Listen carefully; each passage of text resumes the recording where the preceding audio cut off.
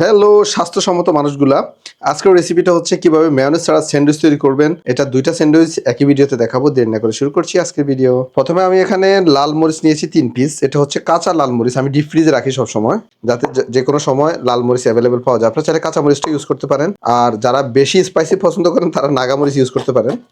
আমি একটু চপ করে নিচ্ছি। ওকে ফাইন, চপ করা শেষ। এটা বল নিচ্ছি, বলে আমি কাঁচামরিচটা নিয়ে নিলাম। এখন ড্রেসিং এর জন্য কয়েকটা ইনগ্রেডিয়েন্টস আমি দেখাচ্ছি। এটা হচ্ছে খেজুর নিয়েছি এখানে 1 কাপের 3 ভাগের 1 ভাগ।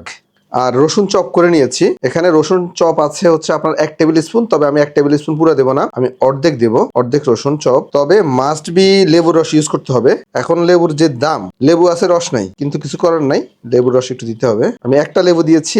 তারপর দিচ্ছি একটু কালো গোলমরিচ। আর এটা হচ্ছে এক্সট্রা ভার্জিন অলিভ অয়েল। এটা ফিটপুলে পেয়ে যাবেন। আপনাদের বাসায় যে কোনো ধরনের অলিভ অয়েল, খাবার মতো যে কোনো অলিভ অয়েল আপনারা ইউজ করতে পারেন। তবে এটা আপনারা চাইলে সরিষার তেল বা সয়াবিন তেল দিয়ে করতে পারবেন না, সেক্ষেত্রে কিন্তু এটা টেস্ট পাবেন না, ফ্লেভার চেঞ্জ হয়ে যাবে। আমি সাজেস্ট করবো অলিভ অয়েল দিয়ে করার জন্য। অলিভ অয়েল দিয়েছি আমি এখানে 3 টেবিল স্পুনের মতো। তারপর দিচ্ছি এটা হচ্ছে রোজমেরি। এই রোজমেরি আপনার অনেকের বাসায় নাই আমি জানি, আপনারা চাইলে ড্রাই রোজমেরিটা ইউজ করতে পারেন। আর যাদের রোজমেরি নেই তারা একটু ধনিয়া পাতা ইউজ করবেন।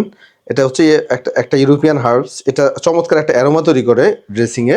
আমি একটা আইটেম দেখাই, এটা হচ্ছে অনেকের এটার সাথে পরিচিত না। এটা হচ্ছে বালসামিক ভিনেগার। এই ভিনেগারটা আপনার মূলত ইতালিয়ান খাবারগুলোতে ইউজ করা হয়। আমি জানি অনেকে বলবেন যে এই ভিনেগারটা নাই, সেক্ষেত্রে আমরা কি করব? সেক্ষেত্রে আপনারা চাইলে অল্প একটু অ্যাপেল সিডার ভিনেগারটা ইউজ করতে পারেন। আবার অনেকে ইউরোপিয়ান ফ্লেভার পছন্দ করেন না, সেক্ষেত্রে 1 টেবিল স্পুন থেকে একটু কম সয়া সস ইউজ করবেন।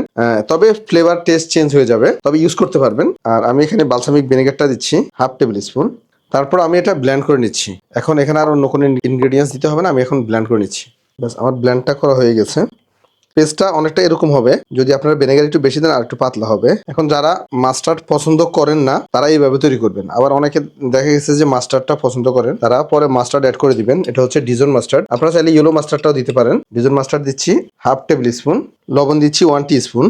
ব্যাস, এখন এটা ভালো করে মিক্স করে নিচ্ছি। আর আপনারা চাইলে মাস্টার্ডটা একসাথে করে পরে পেস্ট করতে পারেন, তবে অনেক সময় দেখা গেছে যে মাস্টার্ড একটু হালকা বিটার টেস্ট হয়ে যায়, এজন্য পরে অ্যাড করলে টেস্টটা বিটার হওয়ার কোনো চান্স নাই। ব্যাস, আমার ড্রেসিংটা রেডি। এখন আমি স্যান্ডউইচের প্রসেসটা দেখাচ্ছি। তারপর আমি একটি ফ্রাই প্যানে একটু অলিভ অয়েল দিয়ে দিচ্ছি, আর সাথে অল্প একটু বাটার। আমি ব্রাউন ব্রেড দিচ্ছি। আপনারা যে কোনো ধরনের স্যান্ডউইচের ব্রেড দিতে পারেন, অথবা সাদা যে হোয়াইট ব্রেড আছে সেটাও দিতে পারেন। ওকে, আমার স্যান্ডউইচ টোস্ট করা শেষ। এখন আমি স্যান্ডউইচটা অ্যাসেম্বলিং করুন কিভাবে সেটা দেখাচ্ছি। টোস্টগুলো আপনারা যদি সফট পছন্দ করেন, সেক্ষেত্রে আপনার জাস্ট হালকা একটু গরম করে নেবেন, গরম না করে নিলেও চলবে। ব্রেড যদি ফ্রেশ হয় গরম না করে নিলেও চলবে। আর যদি একটু বেশি টোস্ট পছন্দ করেন আমার মতো, তাহলে একটু টোস্ট করে নেবেন। তারপর ড্রেসিংটা উপরে দিয়ে দিবেন, উপরে দিয়ে দিবেন। এখানে আমি লেটুস দিচ্ছি, তারপর দিচ্ছি টমেটোগুলো পাতলা স্লাইস করে কেটে নিয়েছি। আপনারা যে কোনো ধরনের লেটুস দিতে পারেন, আমি এখানে লোকাল লেটুসটা দিয়েছি। তারপর দিচ্ছি cheddar cheese, slice cheddar cheese. তো আমার দুইটা স্যান্ডউইচের ভিতরে একটা হচ্ছে আমি সিএলটি করবো, অর্থাৎ চিজ লেটুস টমেটো, আর হচ্ছে আরেকটা এগ দিয়ে করব। আমি দেখাচ্ছি। আমি একটা এগ অমলেট করে নিয়েছি, জাস্ট এই যে দিয়ে দিচ্ছি এগ। সিম্পল, রেডি হয়ে গেল আমার স্যান্ডউইচ। দুইটা ফ্লেভার, দুইটা টেস্ট খুবই চমৎকার।